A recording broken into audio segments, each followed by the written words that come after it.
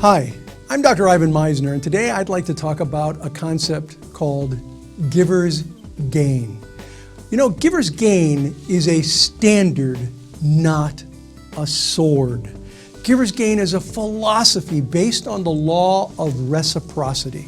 In the context of networking groups, people who adopt this philosophy dedicate themselves to giving business to their fellow networkers, rather than making their foremost concern being getting business for themselves.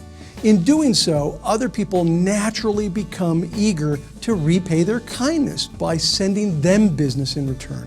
Giver's gain is a great way to live life in general, and it is a standard which we can all apply to ourselves. The key word being ourselves.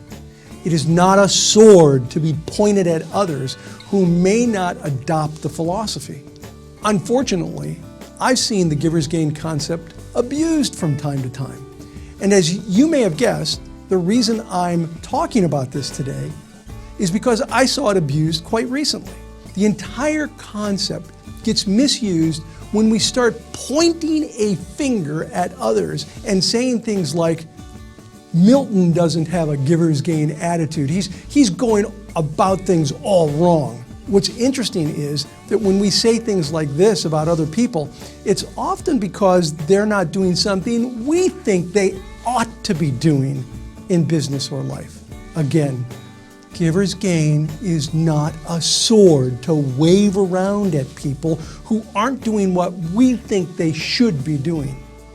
It is a standard we should apply to ourselves and ourselves only. Ironically, when we point our index finger at someone else, there are 3 fingers pointing back at us. That said, there will undoubtedly still be people in our lives who are unendingly critical, judgmental, and just plain vitriolic. I know I certainly have a couple of them in my life, including one person in particular who appears to have made criticizing me his favorite pastime. They're the people who love to talk about you, but who never actually talk to you about issues.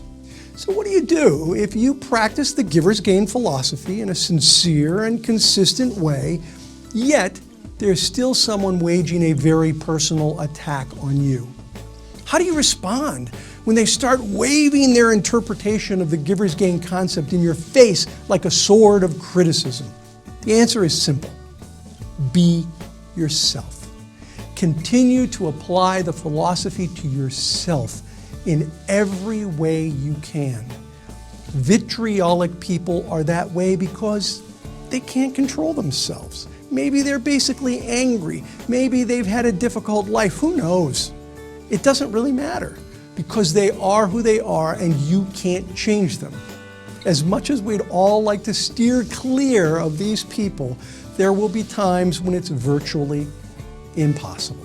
Telling someone they're wrong about you never works. I know this from personal experience. They'll just come at you even stronger. I can tell you what does work though. What really works is when someone else stands up and says to the person who's bad-mouthing you that they're out of line, or that what they're saying is simply not appropriate. It's a little like a referral. Nothing beats that third-party endorsement, or in this case, a third-party defense. So why am I bringing all this to light? Because the fact is, you are going to find yourself around a vitriolic person at one time or another. Someone who's combative instead of collaborative. Someone who's saying horrible things about someone else. And I want to take this opportunity to strongly encourage you to stand tall and speak up. Good people stand up when caustic people say bad things about others. And if you practice giver's gain as your own personal standard, you already know that standing up for others will encourage others to stand up for you. This is Dr. Ivan Meisner. Thanks for watching.